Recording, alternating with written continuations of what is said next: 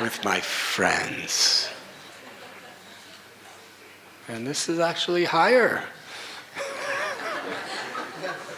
This is a greater opulence of Krishna than his creation and maintenance and annihilation and all the miracles he's performing. Yes, great scientists are proud when they can, somehow or other do things with DNAs. Krishna created DNAs. And he created the brain of the scientists that's doing things with DNAs.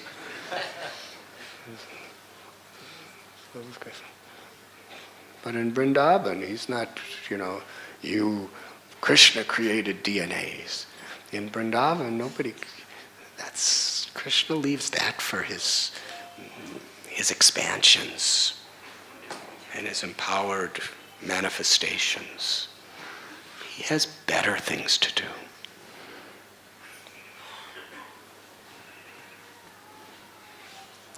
Jump like monkeys.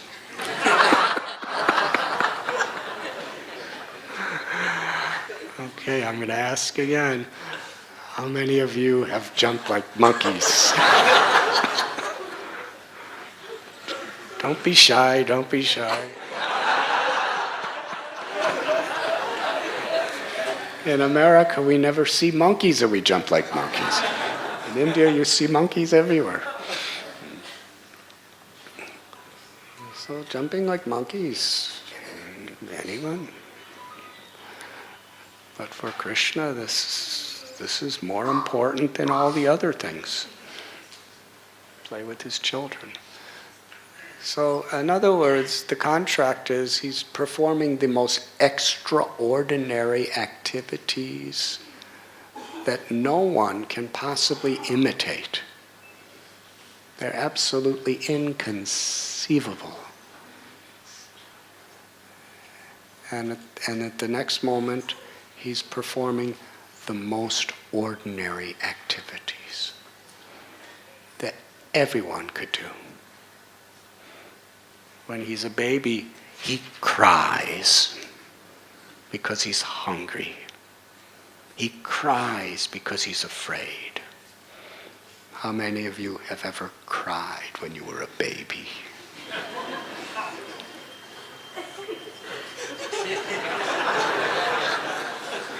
Be honest, be honest. Nobody's going to lose respect for you. So it's nothing great to cry when you're a baby. Every baby cries, so Krishna cries. Every child plays, Krishna plays. And it's when Krishna performs the most ordinary activities that anyone and everyone else can do, that's when he captures our hearts the most. Because of this contrast.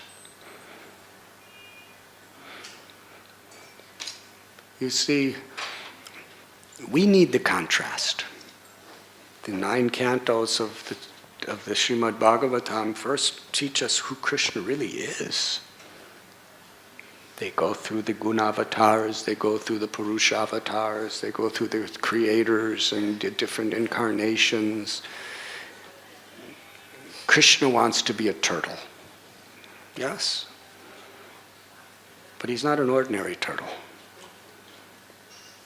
His shell was 800,000 miles in width. Now this Earth planet is only 25,000 miles around. So 800,000 miles, how many times bigger is that than the Earth? Mathematicians. I'll never figure it out. And if you gave me a calculator, I won't be able to work it.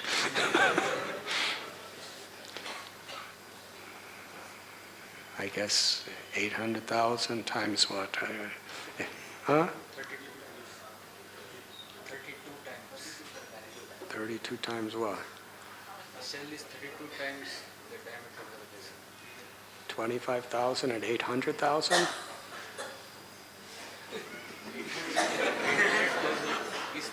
times 25,000.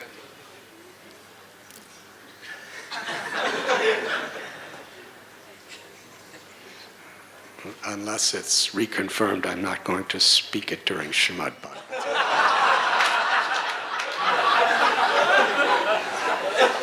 Sitting on the seat, everything has to be authorized, right? Anyways, you can imagine. Can you imagine seeing a turtle like that? You know, we go to Keshigat and we see turtles this big and we become afraid.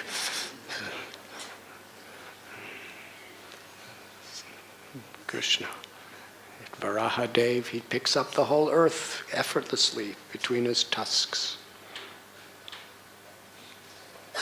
So incredible. So whatever, he does these extraordinary things. And this is what we read in the first 9 cantos. And then on one page, he's killing an incredible asura in Vrindavan, and on another page, he's crying. On another page, Yashoda Mai, just a lady. She's not a warrior, she's just a gopi. She shows a stick to Krishna, a little stick. He has no fear of Putana, Janavarta, Hiranyakashipu, Hiranyaksha. They have clubs, they have swords, they have so many things, and Yashoda Mai just picks up a little stick. And what is that stick?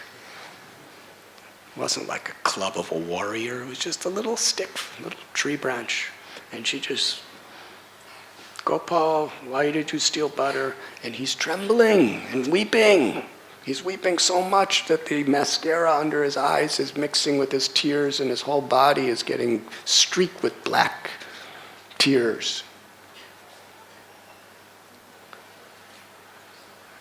And he's not pretending.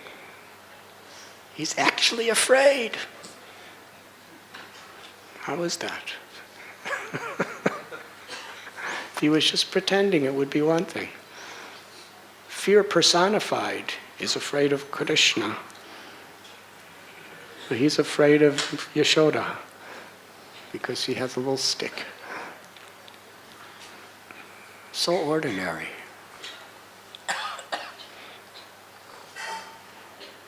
So when he acts all-powerful, then he attracts our love through veneration for his exalted supreme position. But when he acts totally ordinary, he lies. How could the absolute truth tell a lie? It's not possible. How could the source of time be late?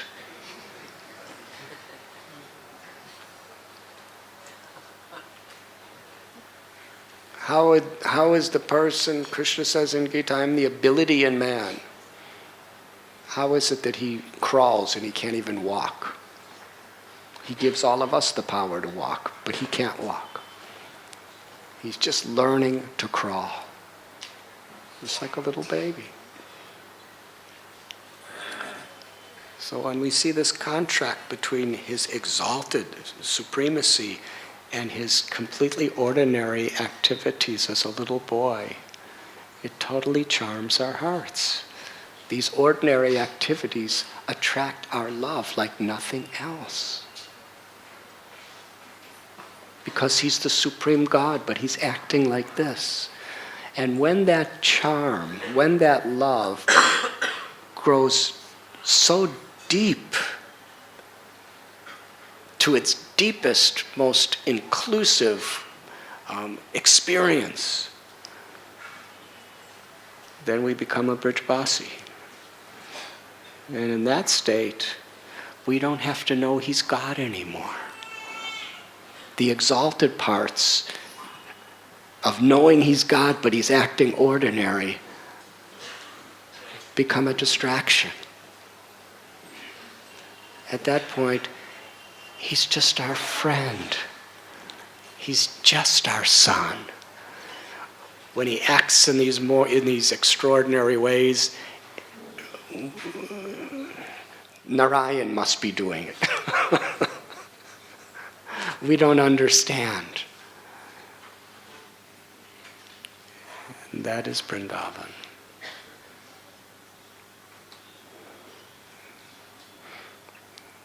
In this way, the boys spent their childhood in the land of Vrindavan, playing hide and go seek, building play bridges. Everyone builds little bridges, and they're imitating Ram's Lila. Let's go to Sri Lanka. Now Ram, the Supreme Personality of Godhead, and Hanuman, his great devotee, what kind of bridge did they build? 800 miles long, 100 miles wide. Massive mountain peaks and stones floated in the ocean to build this bridge. That was exalted. But when Krishna's with the cowherd boys, it's actually a higher rasa. They were not mystic yogis. They were just taking little stones. They were building their bridges just like your children, exactly the way your children would build their bridges. Yes. Take your little five-year-old, they were Komar age, 4-year-old child, and tell them, build a bridge to Sri Lanka. And what would they do? They would just start taking whatever they could find and putting in, and you would just laugh. Nobody could even step on it. That's what kind of bridges they were building. They weren't like getting Larsen Tubo. Sea-Link, Rajiv Gandhi Sea-Link bridges.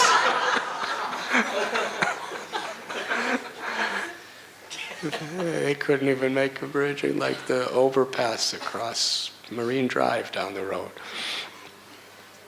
They were just little children. So this is the test. One who actually knows Krishna is totally humbled. There can be no false ego if we know Krishna. False ego can only exist in darkness. And that's actually the way a devotee evaluates himself or herself. Not just on the basis of what people say about me and on the basis of what I can do or what I've done. But the real test that we learn again and again in the scriptures, it's there in so many stories, but somehow or other we seem to focus on other aspects. But it's the core, it's the foundation. That our testimony of how much we know Krishna is how we don't have a false ego. How we're totally humbled to serve. You see, in the darkness, one firefly could go bzzz, and another firefly could go bzzz. And they're both doing the best they can. And one firefly in the darkness is saying, I am better than you. I can sing better than you. I could chant more slokas than you. I can give better classes than you. I could cook better than you. I'm stronger than you. I have accomplished more things than you. I have more disciples than you. I have more counselees than you. Right? We can, in the darkness, we can, and we see somebody else going,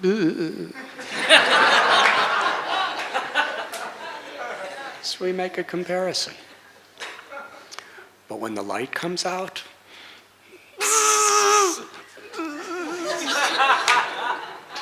there's no difference. In the light of the sun, the firefly isn't saying, I'm giving more light than you. This doesn't really make any difference. Neither of us are really doing anything. The sun is doing everything. So you see, this is actually the test that we're actually in the light of knowledge of Krishna. Is we're no longer feeling, oh, I'm envious of this person because they can do more, or they have more, or I'm arrogant because they have less. That consciousness is just a symptom of darkness. It's the ego. When we become everyone's well-wisher because we see everyone in relation with Krishna, that's actually the sign that we're experiencing Krishna.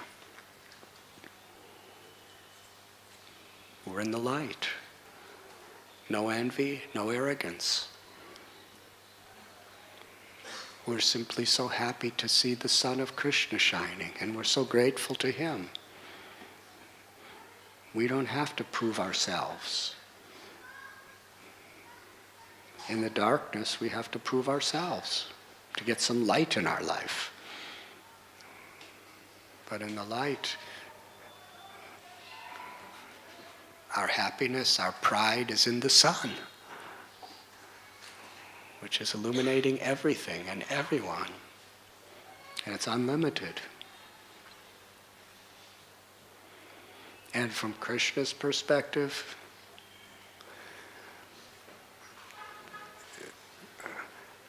the sun is how many times bigger than the earth? How many scientific people know this? Can anyone give me a Radhe Shyam Prabhu? You are expert at all of these subjects. 1400,000. Huh?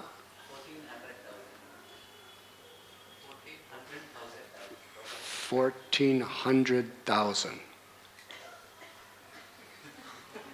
Okay.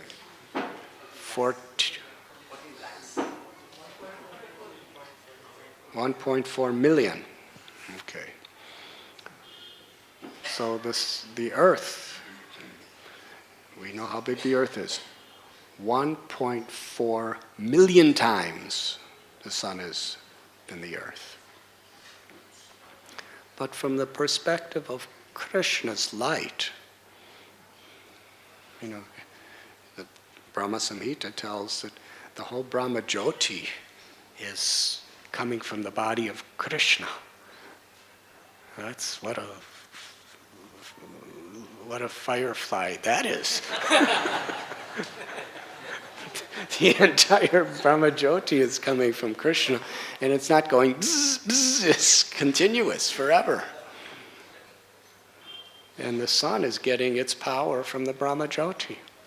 So this sun, which is 1.4 million times bigger than the whole earth planet, is not even a firefly compared to Krishna's, the light that Krishna's giving out. So how great is Krishna? How wonderful is Krishna?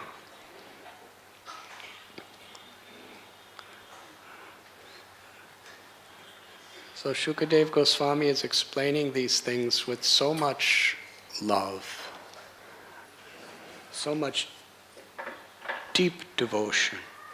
And Parikshit Maharaj is so eager to hear. And here we find that one who is eager to hear about Krishna, through that eagerness, Krishna reveals himself. And Shukadev Goswami is giving this beautiful benediction to all the readers of Srimad Bhagavatam for all time to come, that any person who hears or chants these pastimes of Lord Murari performed with his cowherd friends, the killing of Aghasura, the taking of lunch on the forest, the Lord's manifestation of transcendental forms, and the wonderful prayers offered by Lord Brahma, is sure to achieve all his spiritual desires.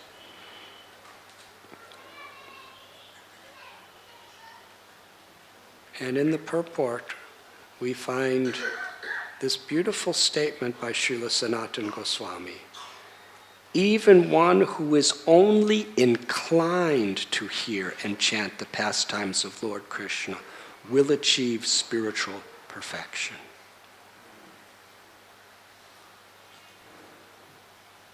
That inclination, that eagerness. Inclination means an eagerness, lolyam. This greed to hear about Krishna, to chant about Krishna, to serve Krishna. Krishna takes it so seriously. And in the purport it describes, we may have so many different types of services. Sometimes brahmacharis just want to sit and read all day, and they're told, clean this, or do some puja, or go out and do this seva.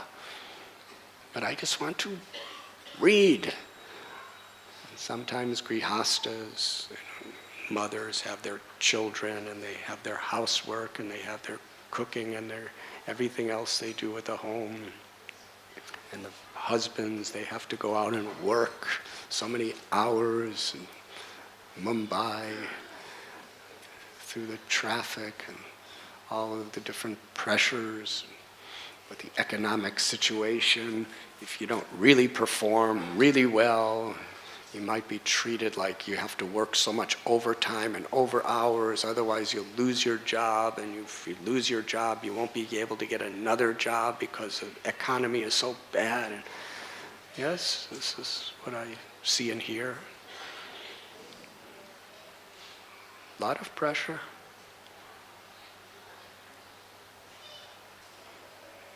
And swamis don't have to make money like this, jobs, but we have to deal with all of you.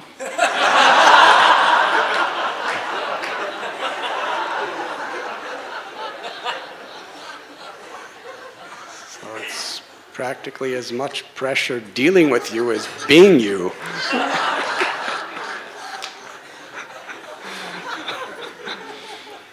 So everybody has so many distractions from just sitting and reading Srimad Bhagavatam. So we should sit and read Srimad Bhagavatam as much as possible.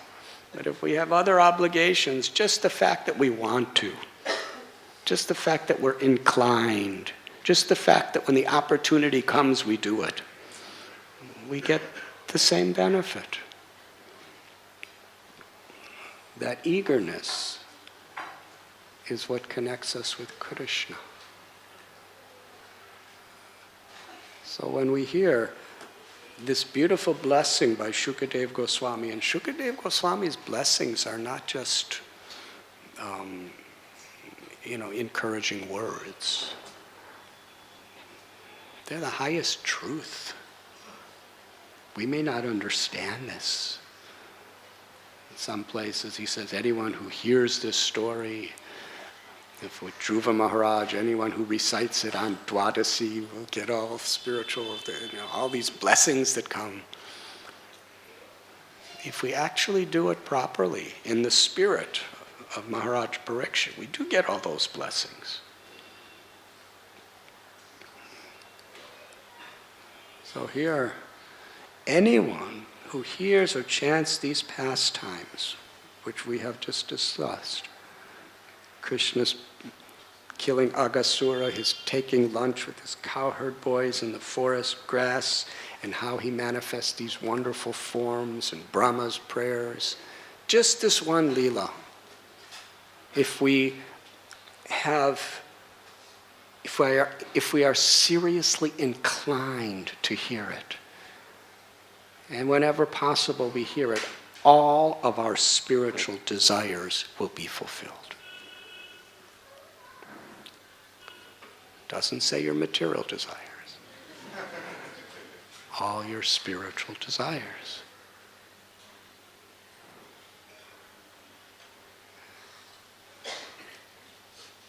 And for a devotee, our only spiritual desire is to love Krishna, to please Krishna, to serve Krishna. They will all be desired, all be fulfilled. That is the power of Krishna. That is the power of his name. That is the power of his pastimes. And all we're expected is to be eager to receive them, to eager to reciprocate. Srila Prabhupada was traveling all over the world. And he would come to a place, when he would come to a place to give a class, I mean, devotees were so grateful. You know, of all the hundreds of temples and all the thousands of devotees, he's come to our little temple to give class. So much effort he made to be there, just to encourage the devotees, to enlighten them. And I had seen, I was at one community, he came in 1976, and he was giving class, the teachings of Prahlad, and the temple room was completely full. It was not a big temple room. But everybody in the community and people from all other temples from different parts of America came just to be with Prabhupada there, so it was really, really super crowded.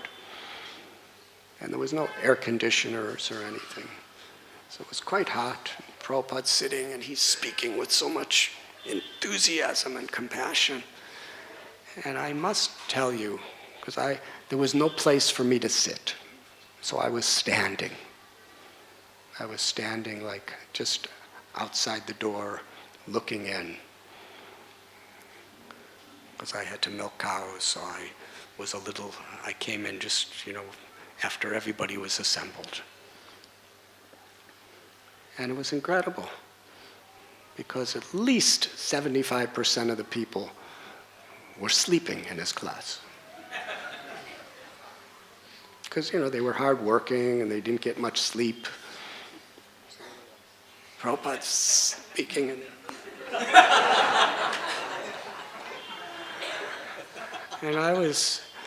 I have to admit, I was standing up, I was going like this, but I couldn't really fall asleep because I wasn't sitting down. But I was standing, and because, everyone, you only sleep a few hours and you work so hard and doing all these things. And Prabhupada, so much effort to come there to speak to us. And it's the only chance of the day for 95% of the community to be with Prabhupada is only during his class. Otherwise, there's no access. And we're waiting for years for him to come. Just waiting, counting. He would only come once every 2 years. And we wouldn't see him any time except that. And finally he comes. And the one chance we get in the day to be with him.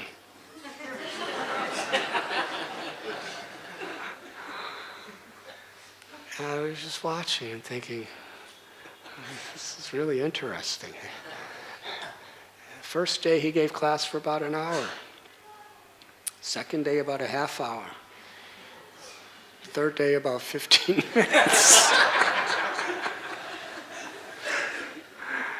And I remember he said, "You are all very tired because you work so hard." It was so encouraging.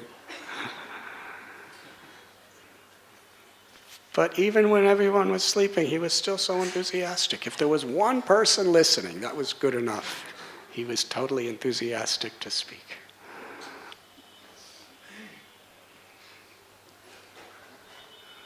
But we can't judge, because even those people who, the people sleeping may really have a very deep inclination to hear. They're just really tired. They want to hear, they want, but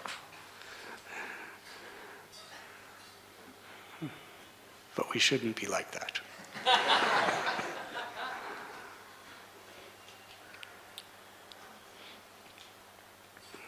So this lolyam, this eagerness, this strong inclination to hear and chant the glories of the Lord attracts Krishna's mercy, attracts Krishna's grace. And if we simply cultivate that,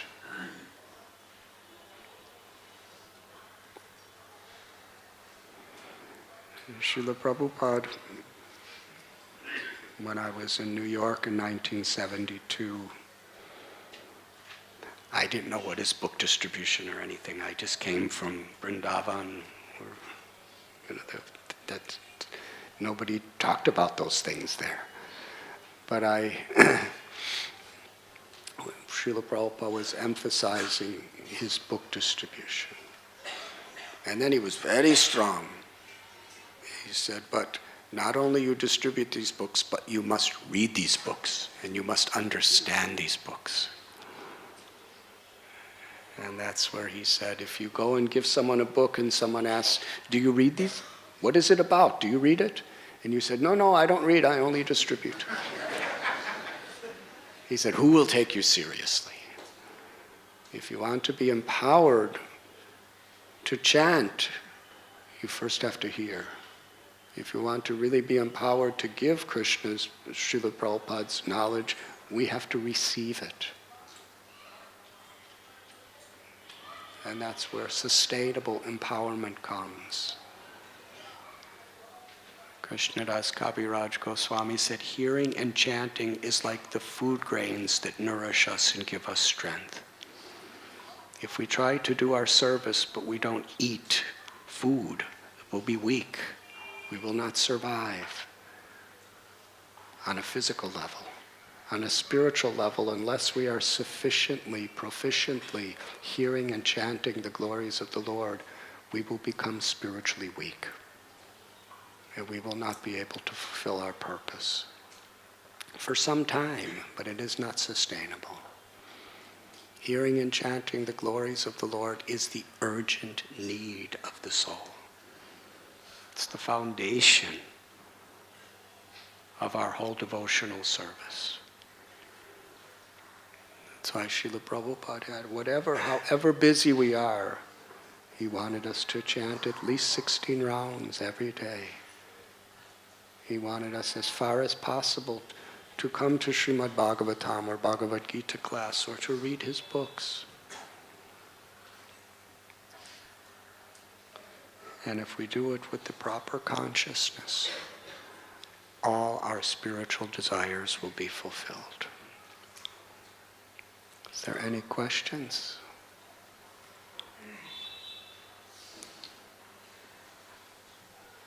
Yes, Prabhu.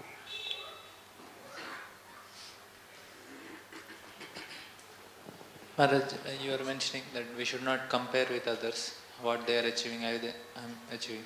But that is helping if I compare that this devotee is very much empowered, so he is receiving special mercy of Krishna and is very dear to Krishna. We also aspire to get some of his qualities. So is it good comparison, like if I see he is doing something better than what I am? If our comparison is an appreciation, then it's very good. But if it creates envy or arrogance, then that is a symptom of darkness, that we are in the darkness. Krishnadas Kaviraj Goswami, he says that he takes the dust of the feet of every devotee, from the Paramhamsas to the brand new Bhakta. He says, I take the dust of their feet and worship them. That means in his comparison, he's lower than all of them. He's not envious. If you're envious of someone, you don't take the dust of the feet. You take the dust of their feet because you honor them. Taking dust doesn't mean you envy someone and you take the dust just to, as a ritual. Taking dust of feet means you're humbling yourself and you're honoring the person. So in his comparison, he's honoring them for their greatness, for their devotion. So we should take inspiration from devotees. And for devotees who make mistakes, we could learn from their mistakes too. But we're not doing it with envy or arrogance. If anything, we're doing it with compassion, and we're learning.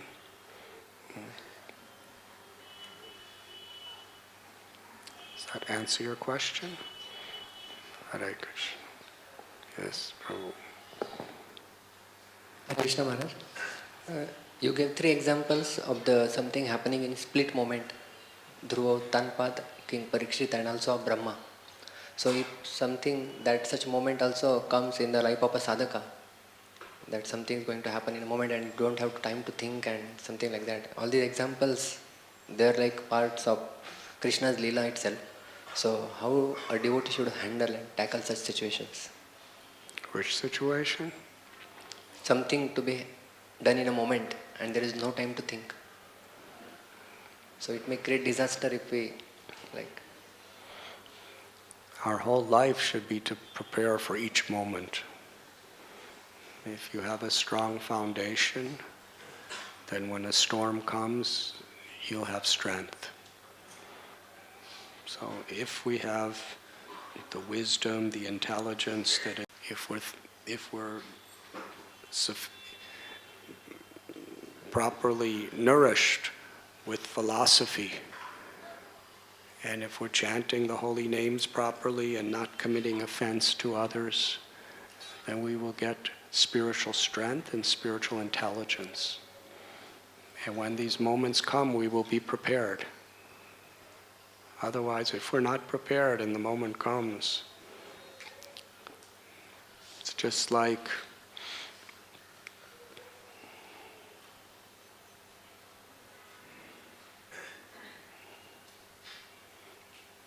when I was in Vrindavan in 1971. There was a war between Pakistan and India. So at night, everyone was told to stay inside. And everyone was told they would actually cut all the electricity for the whole Vrindavan. They would cut all electricity.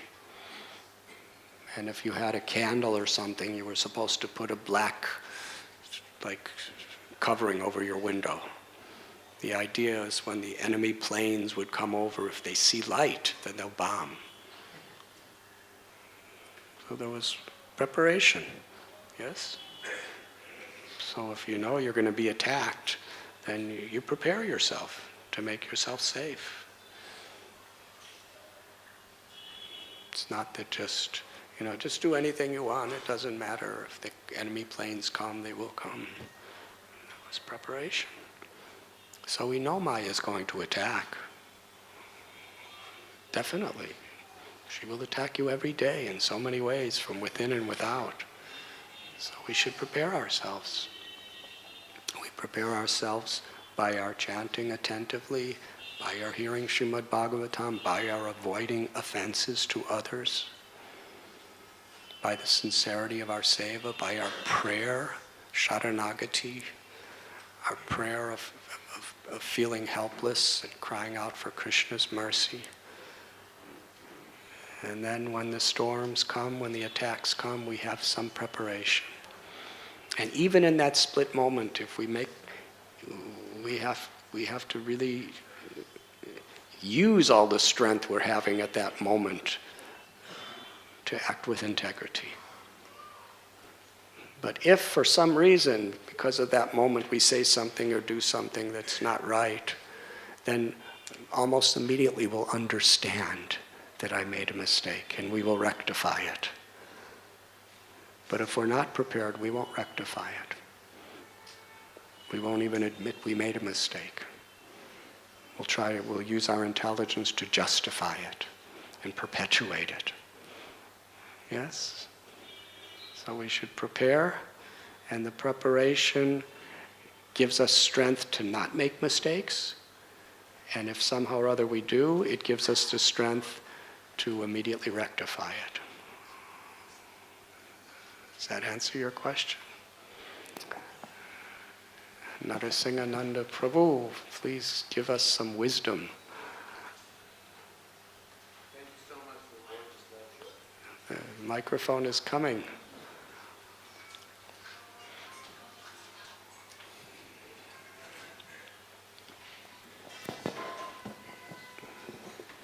You were mentioning how Lord Brahma has gotten the most, he knows all the Vedas, and he is the creator of the creator of the creator in this universe.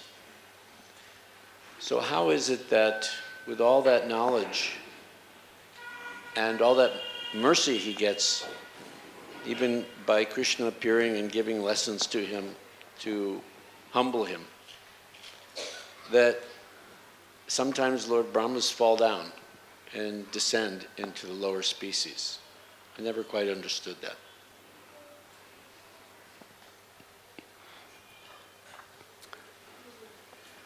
Not all Brahmas are pure devotees.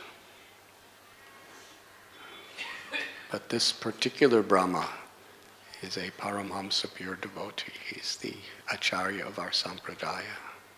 So he's a special Lord Brahma. Hare Krishna. You had mentioned earlier about the reciprocation of the listener and the speaker. And I'm wondering if you could just speak a few words about the reciprocation in that respect between Lord Chaitanya and Ramananda Rai in their conversations. Krishnadas Kaviraj Goswami explains it, that Sri Chaitanya Mahaprabhu is like the unlimited ocean of Krishna Tattva, Bhakti Tattva, Rasa Tattva, truths about Krishna, truths about Bhakti, devotional service, and truths about the intimate, ecstatic, loving affairs between Radha and Krishna. Sri Chaitanya Mahaprabhu is that unlimited shoreless ocean. And Ramananda Rai was like a cloud. And the ocean was giving water to the cloud, and then the cloud was pouring the water back into the ocean. And Lord Chaitanya, genuinely, he wasn't just acting. Even though he's the ocean, he was humbled by Ramananda Rai. He was not just speaking, poetically. He was speaking from his heart. The Lord is feeling. Ramananda, he was praising with such gratitude Ramananda Rai. Sarvabhauma Bhattacharya is so kind to me that he sent me to see you, and now you are enlightening me, you are giving me so much unlimited shower of nectar. And Ramananda Rai, he was so humble. He said, no, you are like the musician, and I am like the stringed instrument. The stringed instrument can't make any sound. The only sound he makes is what the musician makes him. And an instrument itself doesn't play beautiful melodies. If you give a sitar to someone like me, he'll just get like. But if you give a sitar to the great late Ravi Shankar, he'll play, beautiful ragas all night long. So it's not the sitar that's great, it's the player. So Ramananda Rai said, you are the musician. My tongue is like a stringed instrument, and you are making me speak all these words. Sri Chaitanya Mahaprabhu, he replied, he said, no. He said, I am just a Mayavadi sannyasi floating in all of these misconceptions, and by the grace of Sarvabhauma Bhattacharya, he has sent me to you just to enlighten me and save me. He's feeling this way. And Ramananda Rai is saying, Sarvabhauma Bhattacharya is so kind and so fatherly and loving toward me that he sent you to me only to deliver me. And in this way, they're both praising each other. Lord Chaitanya himself is so eager to hear, and he's giving all credit to Ramananda Rai for speaking with so much love and devotion and so much knowledge. And Ramananda Rai is giving all credit to Lord Chaitanya. That because of your eagerness to hear, you are empowering me to speak. So So this is the loving relationship between the two. And this is actually the standard on our own very small level of Harikatha in comparison. I mean, Lord Chaitanya is Krishna in the loving emotions of Sri Radha. And Ramananda Raya is Vishaka Devi, one of Srimati Radharani's two most intimate expansions and loving associates from Goloka Vrindavan. What a conversation they're having. And by Prabhupada's mercy, we could be right there listening to it.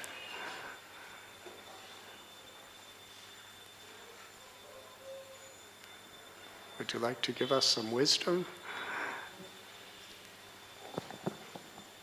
I'd like to, but I'm just going, and you're going,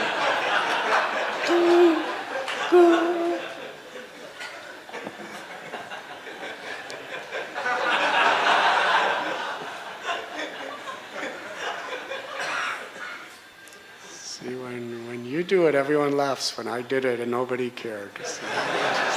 See, your potency, your illuminating potency. Hare Krishna. Yaduvar Prabhu, would you like to?